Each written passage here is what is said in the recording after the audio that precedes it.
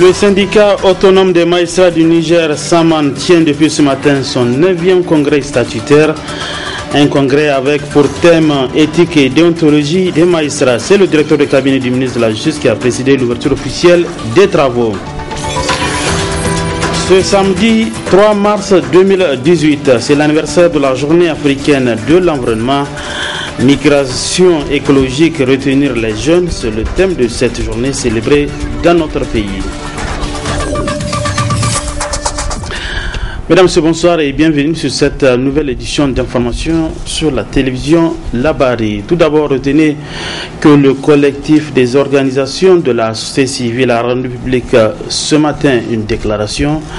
Dans celle-ci, les dirigeants du collectif ont apporté des précisions aux propos tenus par le ministre des Finances lors de sa rencontre avec les partenaires techniques et financiers au sujet de la loi de finances 2018. Le résumé de cette déclaration avec Asma Oussef. Le gouvernement ne reviendra pas sur la loi de finances 2018.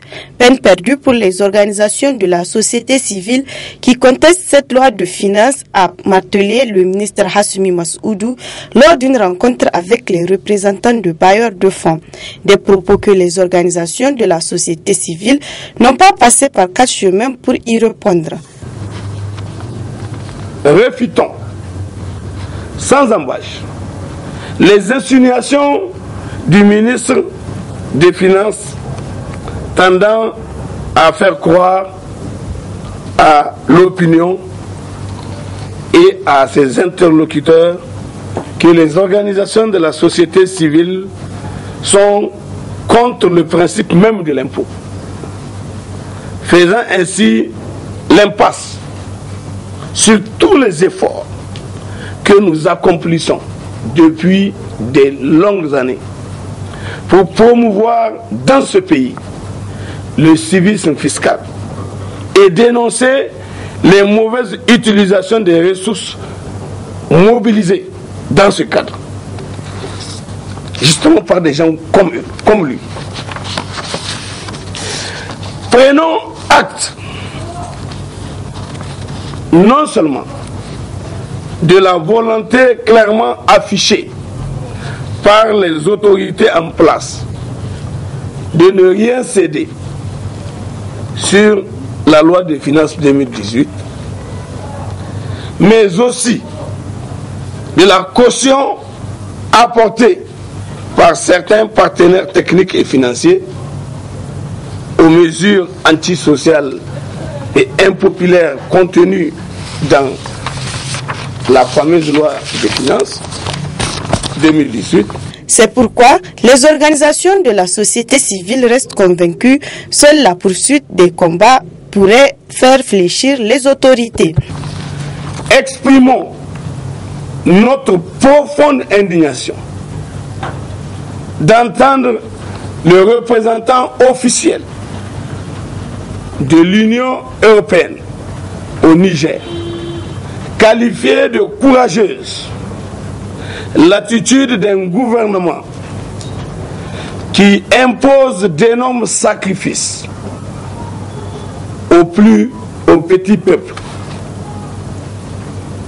fait des cadeaux fiscaux aux compagnies étrangères bien nanties et qui refuse tout dialogue avec les forces sociales. Exprimons notre surprise d'entendre un ministre des Finances pris la main dans le sac dans l'affaire de 200 milliards de l'Uranium Gate, donner des leçons d'intégrité et de civisme fiscal aux Nigériens, notamment ceux qui exercent dans le secteur informel, dit-il, à Katako et ailleurs. Le cadre d'action et de concertation des organisations de la société civile invite tous les citoyens qui ne sont pas d'accord avec les mesures contenues dans la loi de finances 2018 et soucieux de la préservation de la souveraineté à se mobiliser partout dans le pays le dimanche 11 mars 2018 pour dire une fois de plus non à la loi de finances 2018. Début ce matin au tribunal de grande instance hors classe de Niamey des travaux du 9e congrès statutaire du syndicat autonome des magistrats du Niger, Samana. Pendant 2 jours, les magistrats vont échanger autour du thème du congrès, éthique et déontologie des magistrats, et procéder à l'élection d'un nouveau bureau du Ben Samana. Le compte rendu avec Nasser Dantouf. Éthique et déontologie des magistrats, c'est sous ce thème que se tient le 9e congrès des syndicats autonomes des magistrats du Niger. Un thème pas du tout fortuit, car il constitue la pierre angulaire de la fonction de juger confiée aux magistrats soumis et astreints à un serment. Le Saman veut ainsi apporter sa petite contribution pour permettre à ses militants de bien cerner le contour de cette notion. Aussi, comme vous le savez, notre structure syndicale a toujours œuvré auprès des forces vives de notre pays pour la consolidation de la démocratie et de l'état de droit. Il s'engage aujourd'hui plus que jamais à faire de la défense de l'indépendance du pouvoir judiciaire son credo, car il reste convaincu que l'état de la justice est le baromètre de la démocratie dans un pays. Pour ce faire, il a eu à entreprendre des actions de grande envergure visant à redorer l'image de notre système judiciaire. Au cours de notre mandat, nous avons eu à dénoncer de manière énergique et ferme les différentes attaques injustifiées et non fondées proférées à l'endroit de notre corps. Nous avions tenu aussi à veiller à l'interne pour faire stopper toutes les formes de tentatives d'embrigadement et de caporalisation de l'appareil judiciaire. Mais je dois reconnaître et dire que le combat est loin d'être gagné et qu'il doit par conséquent être poursuivi et intensifié pour l'avènement d'une justice véritablement indépendante. La Constitution du Niger a hissé l'institution judiciaire au rang de pouvoir d'État en consacrant formellement la séparation du pouvoir comme principe cardinal de notre architecture institutionnelle. À ce titre, nous estimons que des moyens conséquents doivent lui être alloués pour son bon fonctionnement et à la mesure de la grandeur de sa mission. Le ministère en charge de la justice a tenu à féliciter le bureau sortant et réitérer leur engagement à accompagner le Saman pour une justice indépendante. Je choisis également cet instant solennel pour témoigner de la disponibilité partagée et de la hauteur d'esprit qui ont toujours caractérisé notre partenariat durant votre mandat qui s'achève aujourd'hui ou demain. Le gouvernement de notre pays, à travers son programme de renaissance, actes 1 et 2, réitère son engagement à bâtir dans notre pays des institutions fortes et à garantir une justice indépendante au bénéfice des populations nigériennes. C'est pourquoi plusieurs avancées significatives sont à noter depuis la tenue des États généraux de la justice en novembre 2012. Durant ces 2 jours que durera ces assises, des conclusions et recommandations seront formulées ainsi que le renouvellement du bureau. Fin aujourd'hui du forum organisé par l'ONG internationale Oxfam sur le thème Jeunesse, Innovation et Influence. Les conclusions du forum dans ce reportage signé Ariad Salah. Ce forum qui a regroupé une 50aine de jeunes a été animé par des experts et des responsables des entreprises qui ont expliqué aux jeunes les défis à relever pour aller de l'avant et les opportunités qui s'offrent à eux. Mais ils leur diront que cela n'est possible qu'avec un engagement responsable.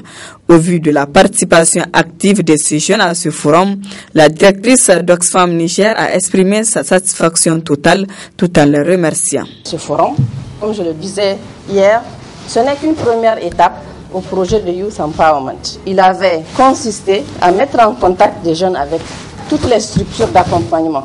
Accompagnement technique, accompagnement financier. Je pense qu'il y a eu plusieurs présentations qui ont été faites. Il a consisté aussi à donner la parole aux jeunes entrepreneurs ayant réussi. Parce que vous, les jeunes, vous avez besoin de savoir aussi que quand on ose, quand on prend des risques, on peut réussir. Et on a donné la parole à des personnes qui ont réussi. Question d'être des modèles pour vous. Question de vous rappeler, n'est-ce pas, que tout est possible quand on s'engage, quand on a passion et quand on y croit. Tout cela pour vous motiver, pour vous inciter, n'est-ce pas, dans l'esprit entrepreneurial, pour vous inspirer, pour créer l'espoir. African Development University, EDU, une des universités qui a participé à ce forum, a salué cette initiative d'Oxfam Niger qui vise à responsabiliser davantage les jeunes. Je suis vraiment super excité, ça s'est très bien passé. On a fait venir tous les jeunes qu'on pouvait regrouper dans cette salle, leur parler d'entrepreneuriat, leur parler de perspectives. Oxfam va lancer un nouveau concours. On sait que les concours ont motivé énormément les jeunes à se lancer. Là, on veut les mettre encore plus, les surchauffer ou faire blanc et puis les mettre pour aller changer notre pays, quoi. Dieu était là naturellement parce que si on parle d'entrepreneuriat, je pense que EDU est l'université de l'entrepreneuriat. Nos cours sont focalisés dessus, nos projets. Nous voulons que nos entreprises sortent de l'école, pas seulement avec un diplôme, mais avec un diplôme et une entreprise. Le directeur de cabinet du ministère de l'entrepreneuriat des jeunes a pris l'engagement de mettre en œuvre les recommandations adressées à l'État pour le bien-être des jeunes. Pendant ces 2 jours, vous avez partagé les bonnes pratiques dans le domaine de l'entrepreneuriat des jeunes. Je pense que de ces différents exposés, vous avez largement tiré profit. Au cours de ce forum, vous avez formulé de pertinentes recommandations. Des recommandations qui, une fois mises en œuvre, vous permettront certainement de promouvoir l'entrepreneuriat des jeunes dans notre pays. Parmi ces recommandations, je prendrai l'engagement que celles qui sont adressées à la partie gouvernementale seront indiscutablement vraiment mises en œuvre. Ce forum s'est achevé dans une ambiance bon enfant avec des jeunes très conscients des défis à relever. La suite de ce journal avec le lancement ce matin à la ceinture verte de Niamey des activités entrant dans le cadre de la célébration de la journée africaine de l'environnement couplée à la journée Wangari Maathai. Objectif, informer et sensibiliser les populations sur les questions environnementales pour lutter contre la dégradation des terres en Afrique. On fait le point avec Nafissi Aya. Lutter contre la dégradation des terres pour le développement de l'Afrique, c'est l'objectif de cette cérémonie commémorant la journée africaine de l'environnement couplée à la journée Wangari Maathai, placée sous le thème migration écologique, retenir nos jeunes. C'est avec un vrai plaisir que je prends la parole en ce jour marquant l'anniversaire de la journée africaine de l'environnement et de la journée feu Wangari Maathai. Cette combattante écologique qui a consacré sa vie à la promotion de la conservation de l'environnement et du développement durable en Afrique. Le thème de cette journée est migration écologique, retenir nos jeunes. Ce thème pour l'Afrique est plein de signification dans le contexte actuel, marqué par l'accentuation des phénomènes du changement climatique et de la dégradation des bases productives, induisant ainsi désœuvrement des populations, en particulier des jeunes, qui sont de ce fait contraints. L'exode vers les centres urbains ou à l'immigration vers d'autres continents, c'est-à-dire vers un avenir incertain et très souvent, hélas, périlleux. Occasion pour Madame la commissaire de l'Union africaine de rappeler l'importance du choix du thème de cette édition. Ce thème est d'une importance capitale pour les acteurs du secteur de l'environnement et des ressources naturelles. En effet, les ressources naturelles et particulièrement les ressources minières représentent l'espoir d'un devenir meilleur de notre continent et nous devons rester constamment vigilants sur le danger que représente la corruption dans l'essor de ces secteurs.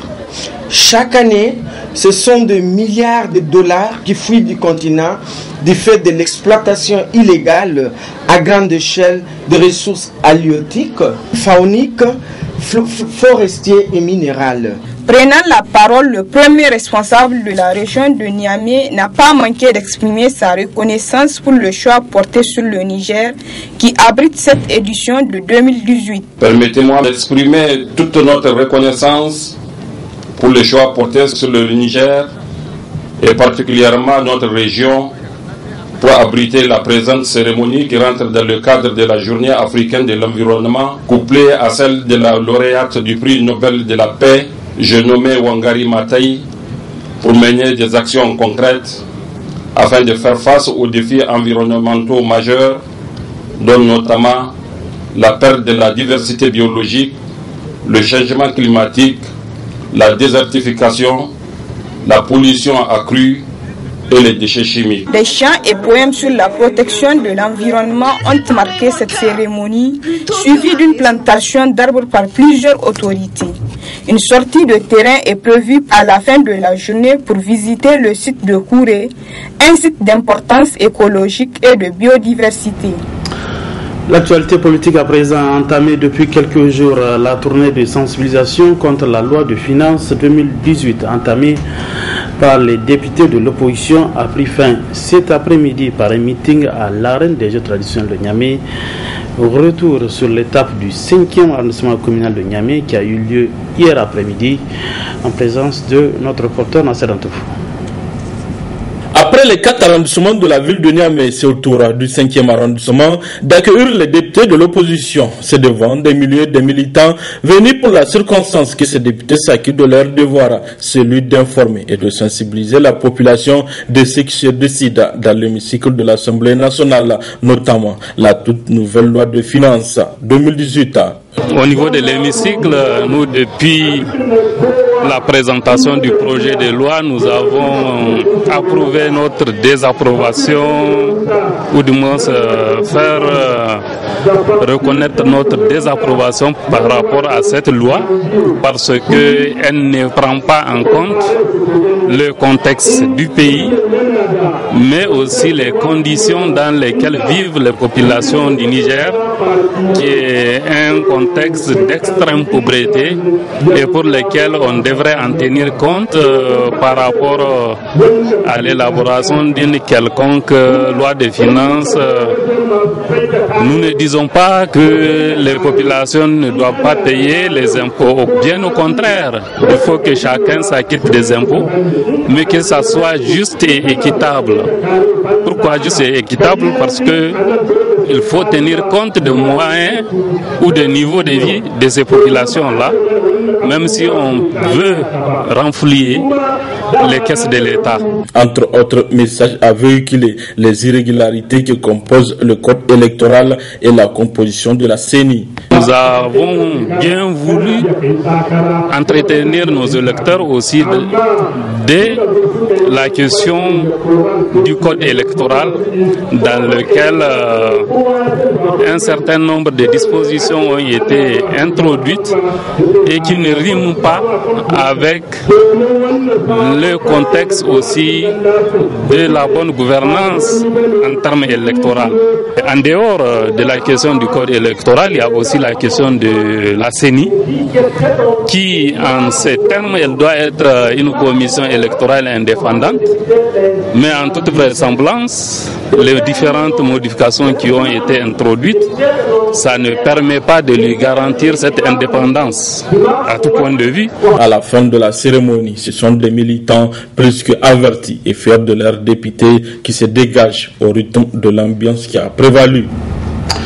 Un mot de culture, Niamey accueillera à partir du 6 mars prochain les 6e rencontres littéraires, une édition dont sa particularité est l'inscription de la musique sur l'agenda des activités. Abdrazak Léo. Lancé en 2012 par le CCFN et le lycée La Fontaine, les rencontres littéraires sont cette année à leur 6e édition. Et après l'Algérie, Haïti, pour les 2 dernières éditions, pour cette 6e, c'est le Bénin qui est invité. Les 6e rencontres de littéraires de Niamey sont organisées par le CCFN, le lycée La Fontaine, avec le soutien de l'ambassade de France et du ministère de la Renaissance culturelle.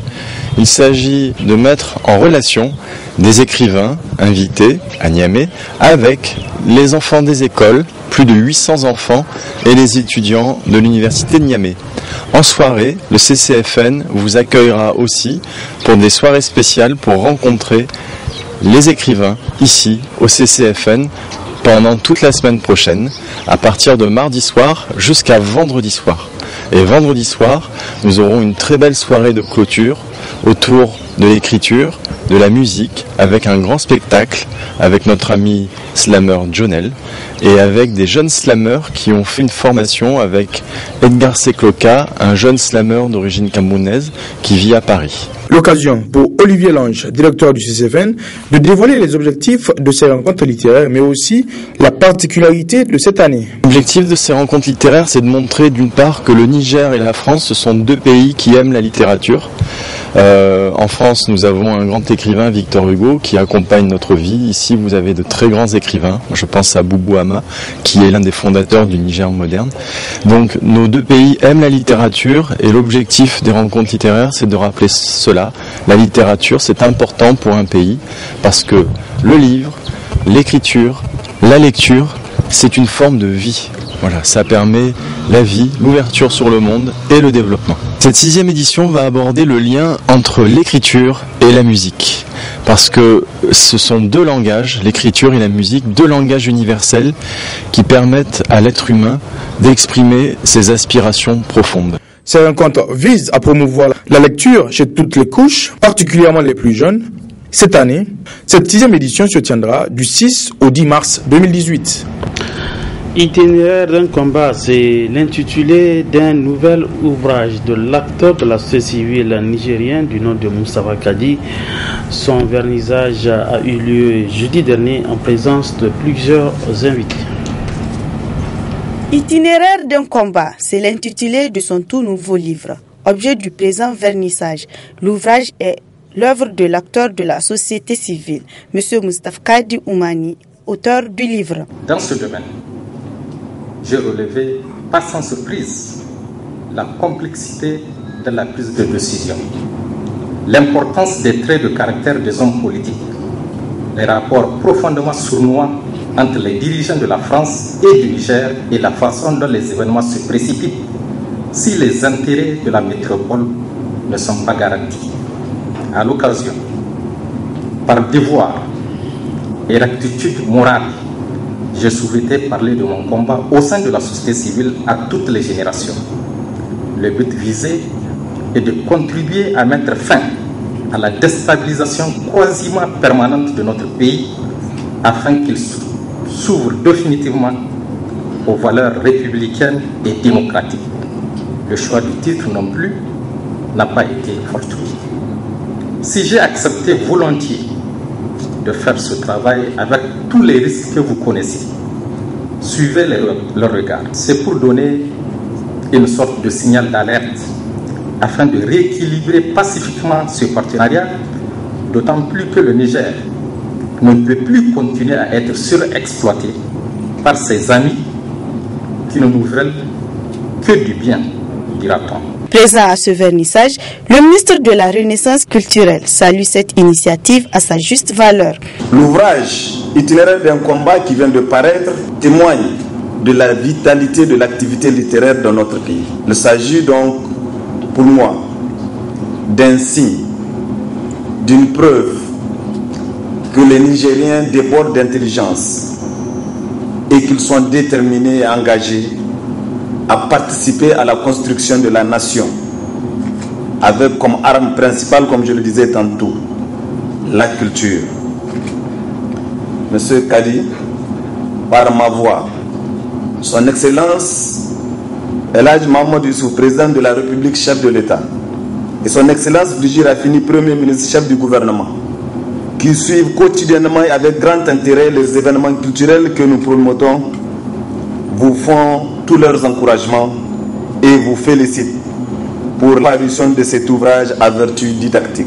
Il est à noter que ce livre, composé de 592 pages, est le deuxième de l'acteur de la société civile, M. Moustapha Kadi Oumani. Le premier est intitulé « Un tabou brisé ».